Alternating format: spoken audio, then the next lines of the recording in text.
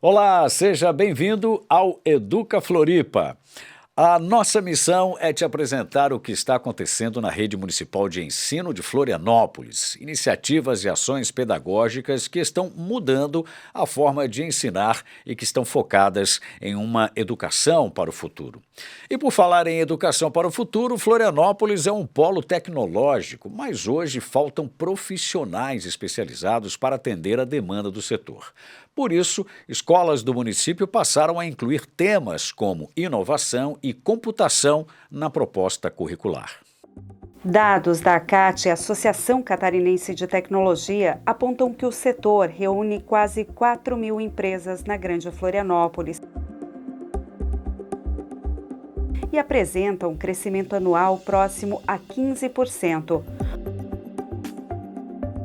Um segmento que se expande a cada dia e que abre muitas vagas de trabalho. O setor é impulsionado principalmente pela criação de ambientes favoráveis voltados para a geração e o desenvolvimento de empreendimentos de base tecnológica, como as incubadoras e os parques. Isso fez com que Florianópolis se consolidasse na área. Atualmente, o setor é um dos que mais fatura no município. De olho no futuro e para que os estudantes já cresçam com essa bagagem, a Rede Municipal de Ensino de Florianópolis tem levado esse conhecimento para dentro das salas de aula.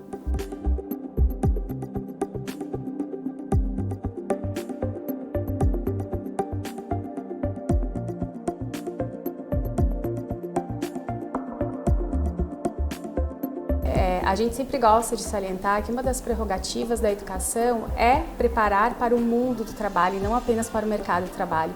Então a gente pensa sempre em todas as possibilidades de acesso dos estudantes, linguagem de programação, todos os recursos voltados para a análise crítica das mídias, porque a gente entende que os nossos estudantes devem experimentar todas as ferramentas, softwares, possibilidades para que eles também se encontrem nesse mundo de trabalho atualmente tão voltado para a tecnologia. Mas não é somente a tecnologia pela tecnologia, ela perpassa os componentes curriculares, são projetos integrados com os professores de área e o professor de tecnologia educacional. Acho que nós somos uma das poucas redes que temos professores efetivos atuando nas unidades, atuando nas antigas salas informatizadas, que agora a gente vem remodelando para ser o espaço maker com impressora 3D, com cortadora laser, com robótica, enfim, com vários instrumentos aí.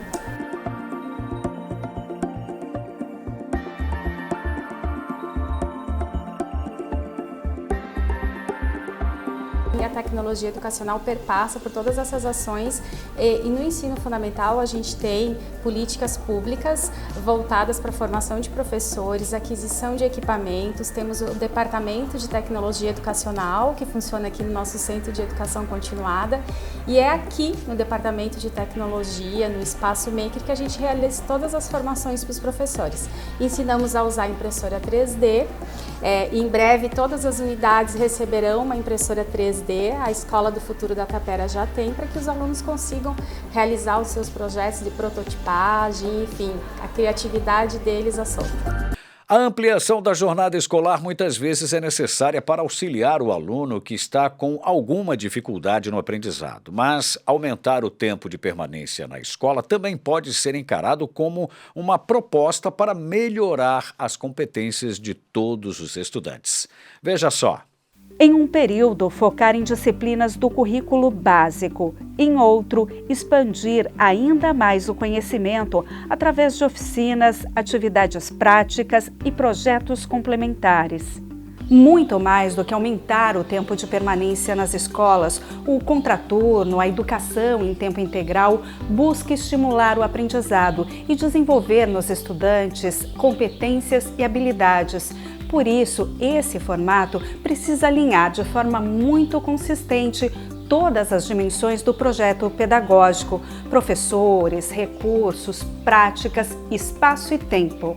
Não é fácil organizar tudo isso em uma unidade escolar.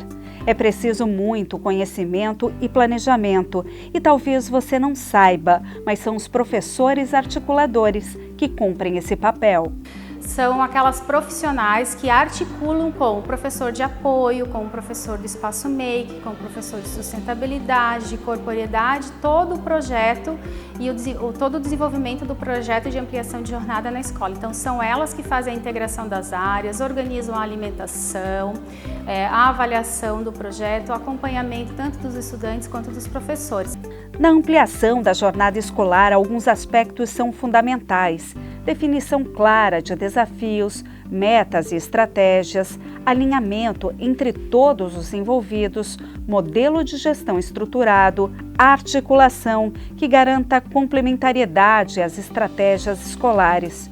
Todo o planejamento precisa estar centrado no estudante e precisa ser organizado a partir dos seus interesses e das suas necessidades, ampliando as chances de aprendizagem e desenvolvimento. A gente está ali pensando e trabalhando para a articulação, né, do tempo integral dos estudantes na escola, para que não seja uma repetição daquela rotina já conhecida por eles. E na articulação desses outros projetos, dessas outras metodologias, né, que nós temos conversado, e não apenas na formação, né, do projeto de ampliação de jornada, mas em todas as formações, para a gente estar vendo outras formas de aprendizagem de forma mais ativa, de forma mais interativa, com maior protagonismo juvenil, que é o nosso, né, grande objetivo. Se a gente está lá dentro do espaço da escola, para o estudante, a gente tem que olhar para a aprendizagem dele, para o interesse dele, para o tempo dele e para o protagonismo dele. É se abrir para outras possibilidades daquilo que a nossa formação não trouxe, né? A formação acadêmica precisa também trazer esse movimento, né, da educação. E muitas vezes acontece no inverso. A escola está vivenciando esse movimento porque a juventude, a infância que nós temos, não é mais a mesma aí da geração passada. E ela nos mobiliza, ela nos provoca. E com isso a gente pode então repensar as nossas práticas, e aí esse repensar precisa então ingressar no ensino superior para que a formação do professor venha a trazer toda essa dinâmica. Agora a gente vai visitar uma unidade municipal de ensino que já nasceu com o DNA da inclusão. No quadro Minha Escola de hoje, o Educa Floripa te leva para conhecer a Escola Básica Municipal Zuma Freitas de Souza, que fica no bairro Ratones.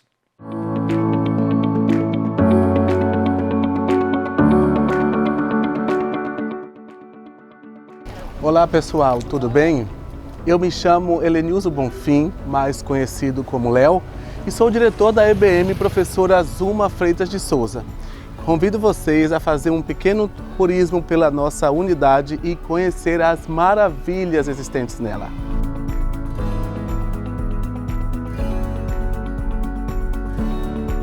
A nossa unidade ela está localizada no bairro Ratones, no norte da ilha. A nossa escola ela tem 9 salas de aula com capacidade para 560 estudantes. E também ela conta com um espaço da nossa biblioteca, ela conta com sala informatizada, 2 refeitórios e recentemente recebemos a maravilhosa notícia de que a nossa escola será contemplada como uma sala multimeios. A sala onde a gente realizará todos os atendimentos educacionais especializados de acordo com a nossa rede municipal. E contamos com a nossa quadra poliesportiva, onde sempre acontecem as aulas de educação física. E também a gente tem uma parceria com a comunidade, que nos finais de semana a comunidade solicita esse espaço para que jovens, né, venham exercitar atividades físicas dentro da nossa unidade. E uma coisa que também é muito importante vocês saberem, que a EBM Professora Zuma, antes de se chamar Zuma, ela era chamada de EBM Mâncio Costa por muitos anos. Só que a Mâncio Costa cresceu bastante o número de estudantes e houve a necessidade da construção de uma nova escola. Hoje, a EBM Mâncio Costa se chama Escola do Futuro, que também fica aqui no nosso bairro Ratones.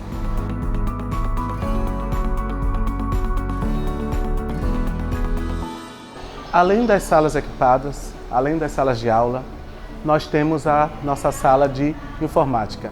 A sala de informática, ela contempla alguns projetos, oriundos da Prefeitura Municipal de Florianópolis, como, por exemplo, o Floripa 3D, onde nós recebemos kits de visualização em 3D, onde os estudantes conseguem acessar toda essa tecnologia.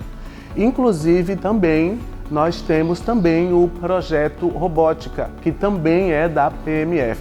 Então, a nossa escola, ela busca sim, está sempre trabalhando de acordo com o nosso projeto político-pedagógico, o PPP, que tem um foco na educação cidadã, respeitando a diversidade. Essa é a nossa EBM, professora Zuma Freitas de Souza. Espero que vocês tenham gostado e sejam sempre bem-vindos.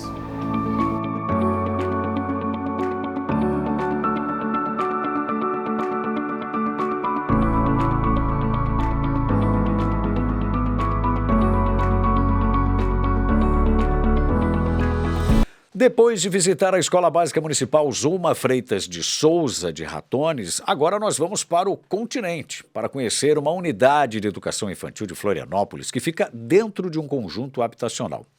Por conta disso, os profissionais do NEIM buscam manter uma relação muito próxima, não só com as famílias das crianças que atendem, mas também com a comunidade. O NEIM Abraão está localizado às margens da Via Expressa Sul. A unidade de educação infantil do município fica dentro de um conjunto habitacional. Inicialmente, a construção deveria atender um grupo de idosos, mas a necessidade fez com que o condomínio cedesse o espaço para a prefeitura. O local foi adaptado e recebeu um mobiliário para receber bebês e crianças bem pequenas. Mas o trabalho não acontece somente nos limites da creche. A diretora da unidade explica que a preocupação vai além do atendimento às crianças. A unidade investe também em uma relação bem próxima à comunidade. Charlene, essa relação de confiança que a unidade, os profissionais que trabalham na unidade construíram com as famílias aqui do condomínio habitacional vai para além do espaço físico da unidade. A gente trabalha muito em conjunto, A gente tem todo um cuidado, Esses moradores, eles cuidam da gente dentro desse espaço. Porque se a gente pensar que o conjunto habitacional e a creche NEIM Abraão, elas dividem o espaço físico, a gente as nossas paredes falam e o conjunto habitacional também. Então, a relação de confiança, a proximidade, o acolhimento dessas famílias dentro da nossa unidade. Às vezes, as famílias nem têm crianças matriculadas dentro da nossa unidade e buscam por alguma orientação, alguma ajuda frente à educação do município. E a ideia de vocês não é só estar de portas abertas para as famílias que moram aqui, mas também ocupar o condomínio habitacional e ocupar o bairro. Com certeza. O NEIM Abraão tem a prática de frequentemente ocupar o parque que fica em frente ao conjunto habitacional. A gente recebe muitas vezes as crianças lá no Parque das Conchas, onde as famílias deixam as crianças conosco e de lá a gente vem. E a gente é visto por essa comunidade nesse trajeto, a gente é olhado, a gente é respeitado e cuidado por esse bairro Abraão, cuida das nossas crianças e acolhe elas, e a gente abre esse espaço para a comunidade estar conosco. A gente sabe que esse é um espaço de assentamento, E que é preciso ter um olhar mais cuidadoso para cá. E eu vi que você até tem uma preocupação que extrapola mesmo o espaço físico da unidade. Por exemplo, você estava me mostrando que você viu algumas lixeiras, alguns projetos de lixeiras para colocar aqui dentro do condomínio. Então há essa preocupação. Há preocupação. A gente sempre se preocupa em qualificar não só o nosso atendimento, Quando a gente olha o condomínio, quando a gente olha tudo, o que eu posso fazer, quanto à educação, que possa contribuir. E daí a gente busca as nossas parcerias, Onde a gente busca a Secretaria do Continente, que está muito próximo da gente, e que a gente consegue, então, alinhar um trabalho bem positivo para qualificar isso. Porque tem uma coisa muito curiosa, quando a gente fala de educação infantil, principalmente nos primeiros anos, que é o caso de vocês atendem crianças muito pequenininhas, É quase que indissociável essa questão da criança e da família, né? Porque vocês, de certa forma, são uma extensão da família. E vocês aqui dentro do condomínio habitacional fazem isso mesmo, né? Vocês também fazem parte da rotina desse condomínio. Com certeza. A gente tem um respeito muito grande por eles, assim como eles têm conosco, né? E eu acredito muito que é quando a gente abre as portas, quando a gente acolhe, né, essas famílias, que fazem toda a diferença, né? A gente tem moradores muito antigos aqui, pessoas que têm 90, 95 anos e que frequentam a nossa unidade, nem que seja para tomar um cafezinho da tarde e conversar um pouquinho de como é legal ver o movimento das crianças dentro desse espaço. E isso que faz a diferença, que nos faz diferente, né? Quando eu cheguei nessa unidade em 2020, era uma necessidade desse grupo de abrir as portas. Então é isso que a gente fez, a gente abriu. Tanto que no início desse ano, quando a gente fez a primeira integração pós-pandemia, né, a gente percebeu que o nosso espaço físico não era o suficiente. Então a gente levou a nossa unidade para a Praia do Abraão. E foi lá às margens da Praia do Abraão que a gente fez a nossa primeira festa soriana, aonde a gente acolheu as nossas famílias, mas também toda a comunidade. Nós tínhamos em média 300 pessoas participando da festa e acompanhando toda a apresentação cultural que foi promovida naquele espaço e desfrutando conosco de um pôr do sol incrível. Poderia até dizer que um dos mais lindos de Florianópolis. Entre os temas pedagógicos de 2022, as habilidades socioeconômicas estão ocupando lugar de destaque. Inclusive, estas habilidades estão entre as novas diretrizes da Base Nacional Comum Curricular, a BNCC. O Educa Floripa foi até uma escola da rede municipal para conhecer um projeto inovador que trabalha com essa questão. Desenvolver competências como empatia, responsabilidade, disciplina e aprender a lidar melhor com as emoções. A gente veio até a Escola Básica Municipal Brigadeiro Eduardo Gomes para conversar com a professora Adriana, que desenvolveu um projeto que trabalha com as emoções, um projeto que é realizado no contraturno escolar. A Jornada das Emoções foi desenvolvida pela professora Adriana, uma oficina cheia de atividades lúdicas que acontece uma vez por semana. Com muita descontração, ela explica para os pequenos como identificar, nomear e lidar com as emoções e sentimentos, e trabalha a socialização, o respeito, a autoestima e a autorresponsabilidade. Uma verdadeira aula de inteligência emocional. A criança ela precisa aprender, assim como ela precisa aprender a ler e escrever, ela precisa aprender sobre o seu emocional também, sobre as emoções. E aí você usa um arsenal de coisas para trabalhar com essas crianças. Sim, me explica um pouquinho. Sim, eu trabalho sempre com a ludicidade, brincadeiras, jogos, contação de histórias, né? Chegando aqui as crianças já trabalham os combinados da turma, né? Que são esses aqui. Isso. Uau. Aí aqui a criança que não sabe ler, eu ajudo, ela lê e eles, toda a aula, eles relembram os combinados da turma. E esses combinados, eles servem também para a vida. Sim, ajudam a estimular comportamentos positivos. Isso, a autorresponsabilidade, o respeito, a amizade. Estou vendo aqui a caixa das emoções, essa é outra atividade. Isso, a caixa das emoções eu sempre tento colocar alguma coisa para trabalhar aquela emoção naquele dia. Aqui foi a tristeza que eu trabalhei. E aí? As crianças, cada um ganhava um potinho, estava aqui dentro, eu distribuía um potinho para cada um e todos abriam junto o potinho. Quando abria o potinho, e a partir dali eu trabalhava a tristeza. Que é fazer a criança perceber que ela sente. Sim. Que essa é uma emoção que faz parte, né, dela como ser humano. E saber lidar com essa tristeza a partir daí, é isso? Sim, porque as emoções estão no nosso dia a dia, né?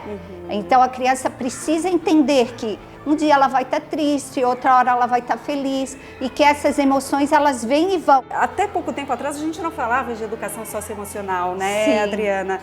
E esse é um assunto recente e se tornou recorrente de suma importância para o desenvolvimento.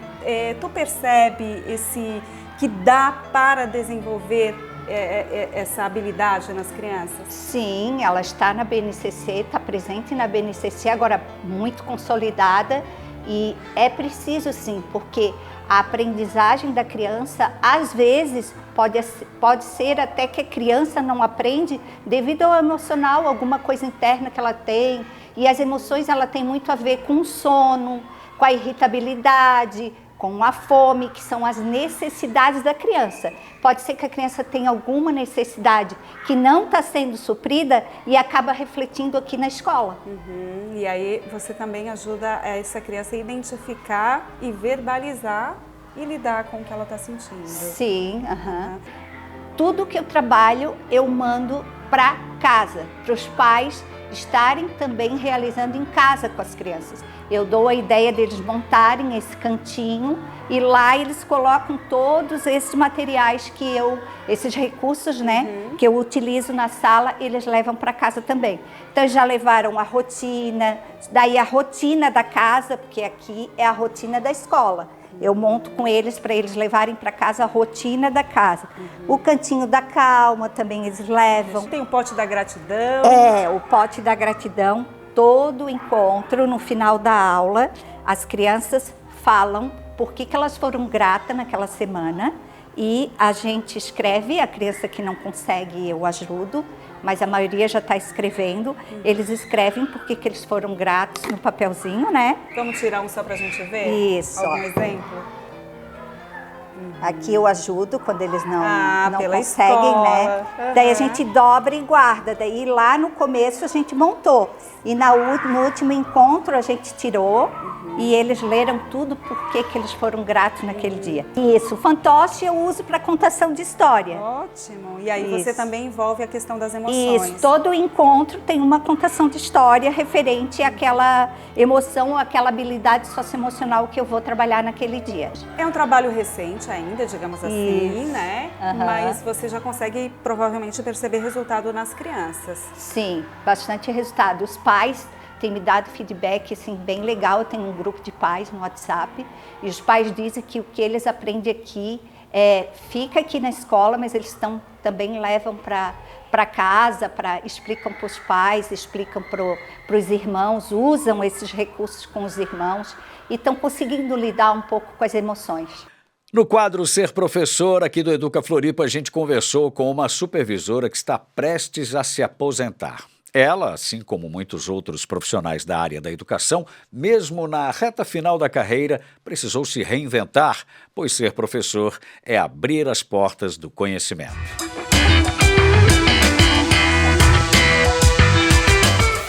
Ser professor é pensar que o futuro está nas nossas mãos, né? E que a cada dia se constrói esse caminho dessas crianças que hoje, né, chegam aqui com 6 anos, às vezes a gente tem crianças com 5 anos chegando. Então, né, ser professor é ver esse caminho e abrir essas portas, né, porque o mundo está aí e eles precisam da gente para dar essa passagem inicial. O período da pandemia foi um período muito desafiador, né, porque eu não sabia o que fazer e eu tinha 40, 50 profissionais para orientar. Então, assim, foi muita aprendizagem, foi muito suor, né? Muitas horas de estudo para a gente conseguir dominar as tecnologias, né? Trabalhar com os recursos que a gente tem. Para mim, o mais importante é colocar, né, a criança em primeiro lugar, né? Ver ela como um estudante que está se constituindo, que ele tem uma caminhada e que todo esse tempo que ele passa com a gente está deixando marcas na vida dele. Porque eu até hoje lembro da minha professora do primeiro ano. E eu acho que a grande maioria, né, dos estudantes vão lembrar, vão fazer essa retrospectiva e vão lembrar desse profissional, né, que trouxe esse caminho letrado para a gente. E assim, o que eu levo é a construção coletiva do trabalho. Então, assim, para mim, né, o mais importante é a qualidade do ensino público e esse coletivo trabalhando em prol das crianças, dos estudantes que estão chegando para nós. No início do nosso programa, nós falamos em ensinar com o olhar para o futuro. Pois é, para encerrar nosso encontro, a gente vê como, na prática, escolas da rede municipal vêm trabalhando para tornar a tecnologia e a inovação atrativas desde cedo. O Educa Floripa foi conhecer como é uma aula de robótica em uma escola do Rio Vermelho. Duran, a gente está na Escola Básica Municipal Maria Conceição Nunes e a gente veio conhecer o projeto de robótica. Segundo o cartaz aqui, para a gente chegar lá no projeto, a gente tem que seguir as setas vermelhas. Vamos lá? Professores me contaram que a aula de robótica ajuda a desenvolver o raciocínio lógico, a concentração e foca na solução de problemas, mas que isso não acontece no mais absoluto silêncio.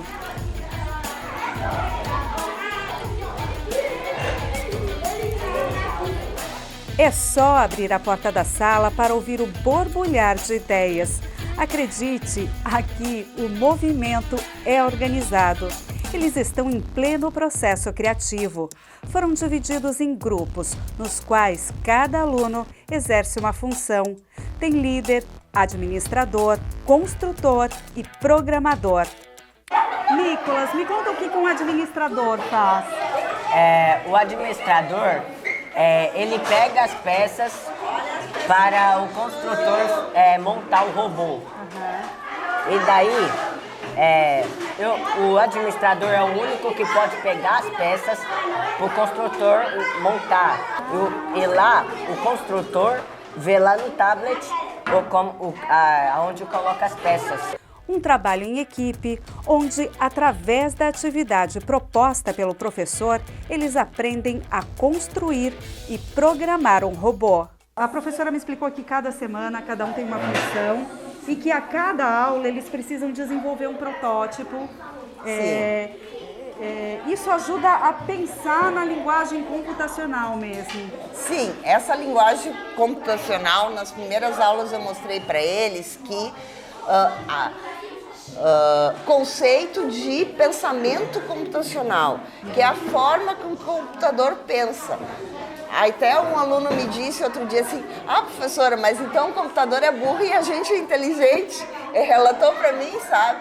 E daí eu disse, é mais ou menos isso, porque para o computador funcionar, precisa da inteligência do homem digitando um passo a passo das funções que o computador tem que fazer. A gente faz automaticamente as coisas, porque a gente aprendeu e se tornou automático. Para o computador não é assim, precisa do passo a passo inicial para que ele consiga fazer as coisas. E eles aprendem isso aqui. E aprendem. Aprendem a fazer toda essa programação. E isso vai fazer a diferença entre eles desenvolverem o protótipo e o protótipo funcionar ou não, porque eles têm que pensar dessa forma, no passo a passo, para que no final o robô funcione. O método de ensino faz com que os alunos questionem, pensem e procurem soluções. Bom, eu estou aprendendo na robótica como fazer, né, o robô. A gente já conseguiu até programar ele, já estamos conseguindo. Já conseguimos montá-lo e isso é muito bom. E já estamos agora colocando quase a música para ele cantar ou dizer.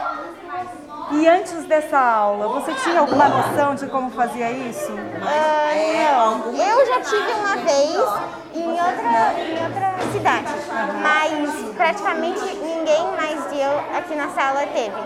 Os ensinamentos sobre robótica e o desenvolvimento de competências podem abrir portas para, quem sabe, formar futuros programadores. Aqui eles aprendem o trabalho em equipe, a conviver com o outro, a colaborar com o outro. Certamente. Essa influência para eles, e também não só esse trabalho em equipe, de saber que eles vão ter um cargo e cargos, mas eu enfatizo também que o desenvolvimento deles numa área profissional, tecnológica, eu mostro para eles que pode ter vantagens de futuro nessa nossa era tecnológica. Enfatizo para eles que hoje eles estão aprendendo a programar com desenhos, com blocos.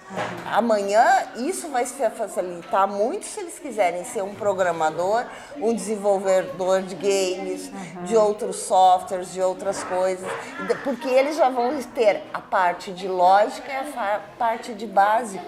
Então isso vai facilitar para eles também, depois para conseguir buscar uma faculdade da área, algum curso especializado, profissionalizante na área de tecnologia, vai ajudar e facilitar para eles também.